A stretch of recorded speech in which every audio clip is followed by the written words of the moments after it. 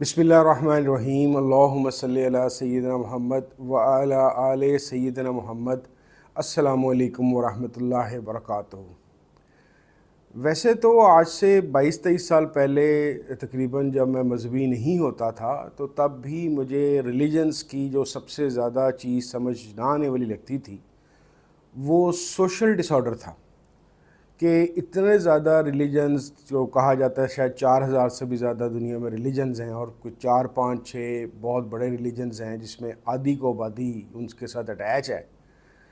तो मुझे ये समझ नहीं आती थी कि इतने ज़्यादा रिलीजन और इतनी प्रैक्टिसेस और सूफ़ीज़म, स्पिरिचुअलिटी की बहसें और गाने और वज़ाइफ और विर्द और भक्ति के कंसेप्ट के बावजूद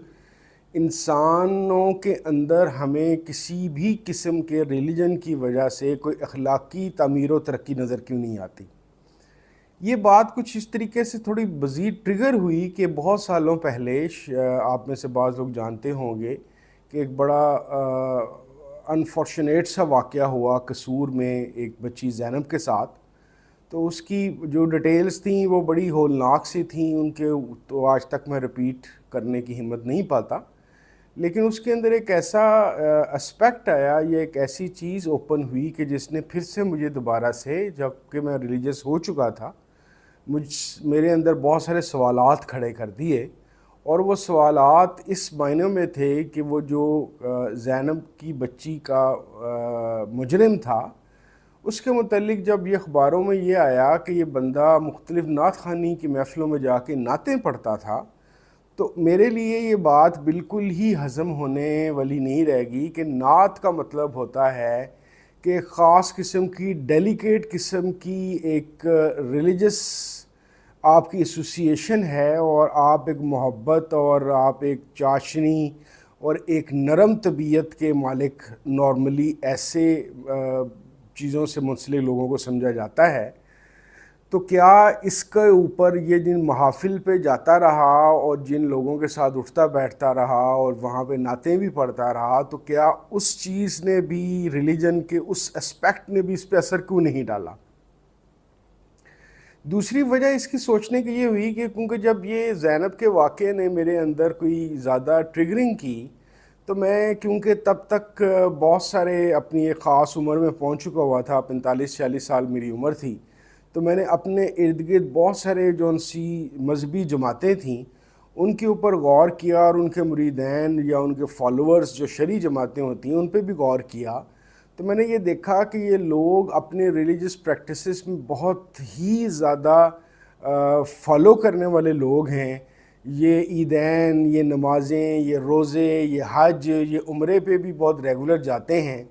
जिन लोगों को वज़ाइफ पढ़ने में दिलचस्पी है या उस तरह की किसी चीज़ से अटैच हैं, ये अपने वज़ाइफ और अपने वज़ाइफ की टाइमिंग्स का भी बहुत ध्यान रखते हैं। बहुत बड़ी तादाद ऐसी इन मजहबी लोगों की है कि जो अज़ान होते ही मस्जिदों की तरफ दौड़ते हैं और इज्तिमात और रंग बिरंगी बेशुमार मुझे चीज़ें मेरे सामने आनी शुरू हुई। फिर से ये सवाल मेरे जहन में आया कि अगर फ़ी जमात, जो बड़ी 3-4 पाकिस्तान में जमातें हैं, अगर सिर्फ उनको देख लिया जाए तो अगर लाख से लेकर 5 लाख या 10 लाख तक भी उनके फॉलोअर्स हैं, तो अगर कोई 50 लाख लोग भी बाकायदा रिलीजन को प्रैक्टिस कर रहे हैं शरीयत के लिहाज से या सूफ़ीज़म में वज़ाइफ या कुछ प्रैक्टिसेस के हवाले से,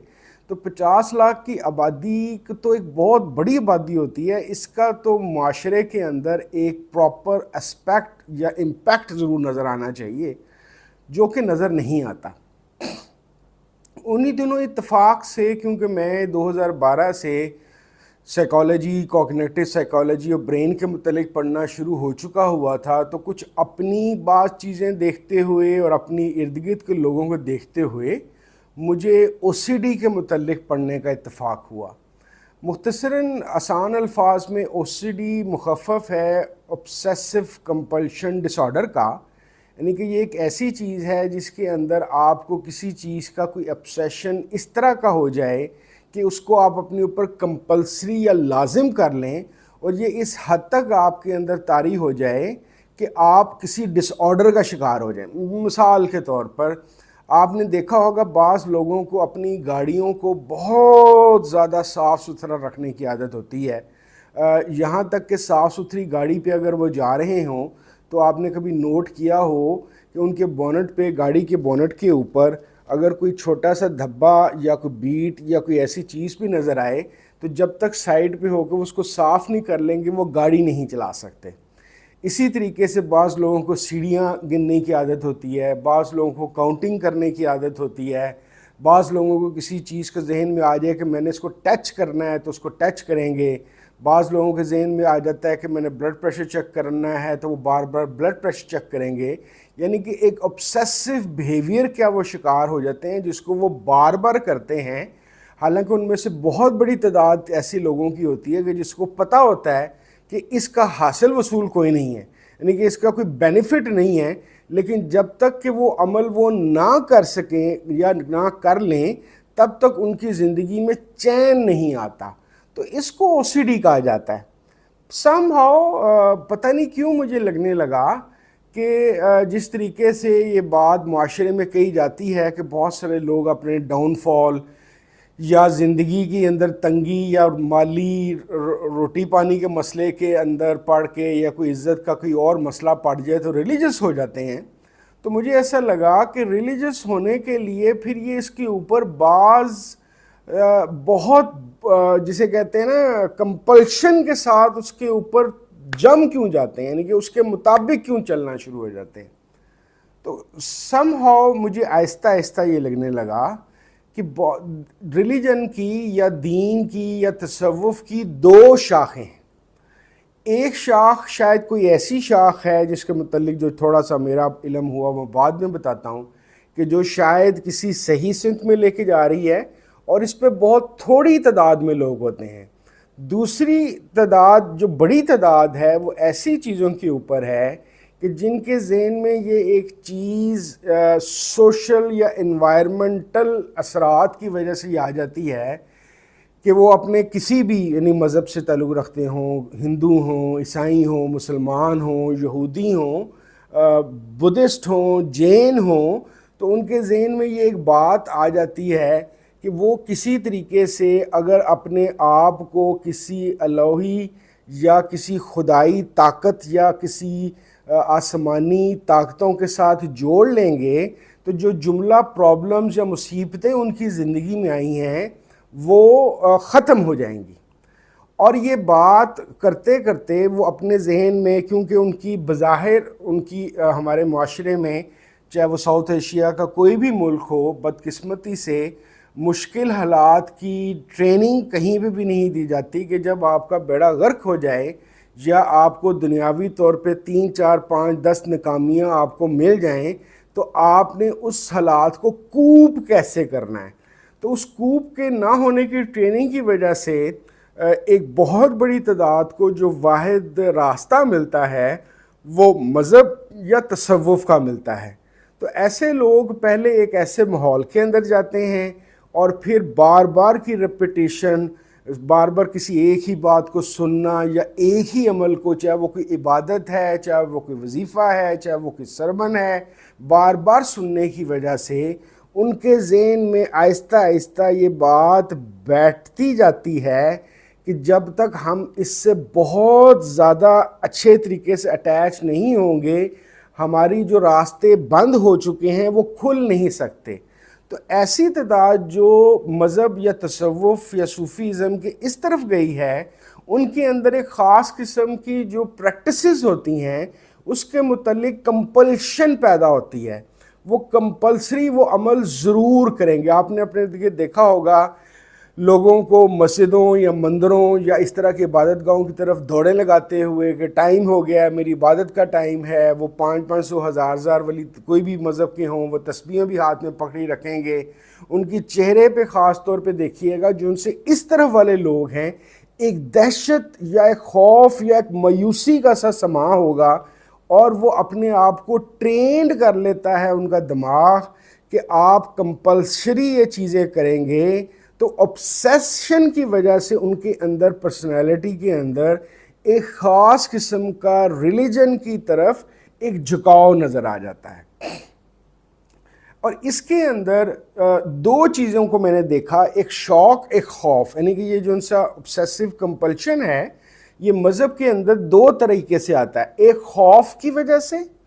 وہ خوف کسی برے حالات میں جانے کا یا برے حالات میں پھنسنے کے بعد نہ نکل سکنے کی وجہ سے، یا جس طرح ہمارے چاہے کوئی بھی ہندو ہوں، سکھ ہوں، عیسائی ہوں، مسلمان ہوں، اس کے اندر ایک نرک کا، جہنم کا یا ہیل کا ایک کنسیپٹ ہے، یا روز قیامت سزا کا کنسیپٹ ہے. تو بہت سارے جو ان سے اس طرح کے پنڈت ہیں یا مولوی صاحبان ہیں وہ بار بار یہ والی جو سزائیں سناتے ہیں یا اس طرح کی چیز بتاتے ہیں کہ اللہ تعالیٰ آپ کے ساتھ یہ کر دے گا. تو اس کی وجہ سے بھی ان کے اندر ایک خاص قسم کا ڈس آرڈر ڈیولپ ہوتا ہے، یعنی کہ یا تو ان کو اپنی دنیاوی زندگی خراب ہو جانے کا ڈر ہوتا ہے، یا ان کو یہ ہوتا ہے کہ بعد از موت یا موت سے پہلے خدا کی سزا سے بچنے کے لیے ہمیں یہ عبادات کرنی چاہیے. اچھا، مزیدار بات یہ ہے کہ چاہے صوفی ہوں چاہے مولوی ہوں، ان دونوں نے پریکٹسز پہ یا معمولات پہ بات نہیں کرنی، ان کا زیادہ زور عبادات پہ ہی ہوتا ہے. دیٹ از وائی جو پروڈکٹ بعد میں نکلتی ہے وہ پروڈکٹ اچھے وظیفے پڑھنے والے، اچھی نمازیں پڑھنے والے، بنارس جانے والے، مکہ مدینہ جانے والے، یہ والے لوگ تو نکلیں گے، لیکن وہ ایز اے انسان اپنے آپ کو اپلفٹ نہیں کر سکیں گے، کیونکہ جس چیز پہ ان کو کمپلشن کر دی گئی ہے وہ کچھ مخصوص عبادتیں ہیں جس کا مغز یا مقصد کچھ اور نہیں بتایا گیا سوائے اس کے کہ تم برہما سے یا خدا سے یا گاڈ سے جب تعلق پیدا کر لو گے تمہیں روٹی ملے گی، تمہیں پانی ملے گا، تمہیں عزت ملے گی، تمہاری صحت ٹھیک ہوگی، تمہیں جو سے جادو وغیرہ سے تمہیں نجات مل جائے گی. تو اس طرح کی چیزوں سے بچنے کے لیے آپ یہ سمجھ لیجئے کہ وہ بندہ ان چیزوں کے ساتھ کلنگ کر لیتا ہے، یعنی کہ جوڑ لیتا ہے، اور وہ جوڑنا ایک تھوڑے زیادہ عرصے کے لیے جب ہو جائے تو اس کا وہ پہلے وہ obsession بنتا ہے کہ خواہش کہ بھئی بس میں نے جڑنا ہے، میں نے کرنا ہے، میں نے اس کے ساتھ رہنا ہے، اور پھر وہی جو obsession ہے اس کی لائف کی کمپلشن یعنی کہ لازمی حصہ بن جاتا ہے. تو اس ڈس آرڈر کی وجہ سے ایسے لوگ تو ہو جاتے ہیں کہ جن کے پاس پیسہ بھی آ جاتا ہے، کیونکہ ظاہر ہے تھوڑی دیر بعد وہ کام کریں گے یا خدا کی رحمت واقعی ہو جائے گی، ان کو رستہ بھی مل جائے گا، لیکن کیونکہ ان کی تربیت کے اندر آرڈر کی بجائے ڈس آرڈر ہے اور کمپلسری بیہیویئر ہے اور کوئی تھنکنگ کا پروسیس نہیں چل رہا، جس کی وجہ سے وہ تمام زندگی دوزخ سے خوف زدہ، گناہوں کے اوپر ان کو سزا کا ڈر، اور اس کے علاوہ جنت کا لالچ، پیسے دولت کا لالچ. کیونکہ آپ چھوٹی سی ایک بات سوچیں، جس بندے کا ریلیجن کا تعارف یہ ہوگا کہ یہ وظائف یا یہ اعمال کرنے کی وجہ سے تجھے پیسہ ملے گا، تو اس کا دماغ اچھی اخلاقی کریکٹرسٹکس کی طرف کیوں جائے گا؟ اچھا، میں جب اس طرف سے آ گیا تو مجھے تو لگا کہ یار یہ تو سارا دماغ کا کھیل ہے.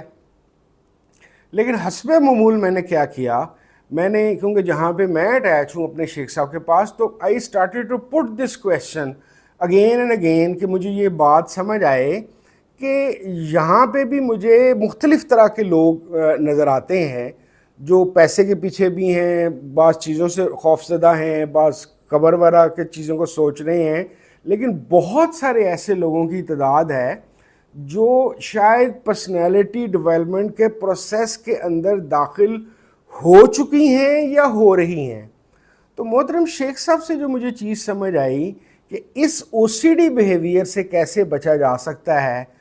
وہ صرف ایک چیز ہے اور وہ ہے محبت. محبت، کیونکہ محترم شیخ صاحب کا طریقہ کار یا جو درس تعلیم شریف ہے وہ بنیاد بٹھا رہی ہے رسول اللہ صلی اللہ علیہ وسلم، حضرت محمد صلی اللہ علیہ وسلم سے محبت اور تعلق اور رابطے کی. اس تعلق اور رابطے کا فائدہ اور رحمت یہ ہوتی ہے کہ بندے کی پرسنالٹی کے اندر جو کچھ بھی وہ کر رہا ہے، نماز پڑھ رہا ہے، وظیفے پڑھ رہا ہے، کوئی اور پریکٹسز بھی کر رہا ہے، تو اس کی ساری پریکٹسز کا جن لوگوں کو شیخ صاحب کی بات مانتے ہوئے فوکل پوائنٹ یا آبجیکٹو رسول اللہ صلی اللہ علیہ وسلم سے محبت بن جاتا ہے، وہ اس او سی ڈی ٹائپ بیہیویئر سے بچ کر جو ان سا دائیں طرف والا حصہ ہے جس کے سٹارٹ میں نے کہا تھا، جس میں کم لوگ ہوتے ہیں لیکن ہوتے ہیں، اس طرف چل پڑتے ہیں، کیونکہ ان کی زندگی کا مقصد نہ صرف دولت کمانا ہے، نہ صرف عزت کا حصول ہے، بلکہ اور نہ کسی دوزخ کا، یہ نہیں ہے کہ وہ دوزخ کو نہیں مانتے، وہ قرآن میں آیا ہے تو دوزخ کو مانتے ہیں، قبر کا عذاب اگر آیا ہے حدیث میں تو مانتے ہیں، لیکن ان کی جو پرائیورٹی آف لائف ہے وہ پرائیورٹی آف لائف خوف کی بجائے رسول اللہ صلی اللہ علیہ وسلم سے محبت کا شوق پیدا کر دیتے ہیں شیخ صاحب ان کے اندر۔ اور جب یہ شوق شیخ صاحب، کیونکہ شیخ صاحب کے مریدوں کے اندر بھی میں نے یہ دو طرح کی اسپرٹ وہاں پہ بھی دیکھی، میں جھوٹ نہیں بولوں گا،